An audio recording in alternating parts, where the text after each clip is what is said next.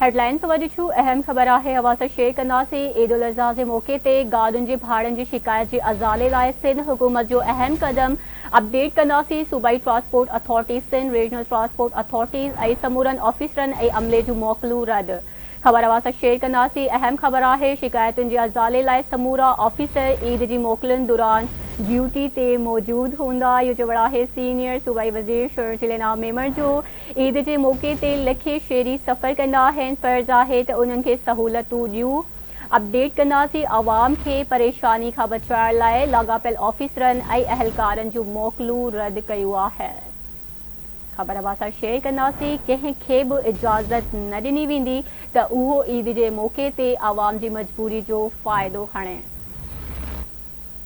एक भेरो ॿीहर हवासा अहम खबर शेयर कंदासीं। ईद उल अज़हा जे मौके ते गाॾियुनि जे भाड़नि जी शिकायत जे अज़ाले लाइ सिंध हुकूमत जो अहम कदम।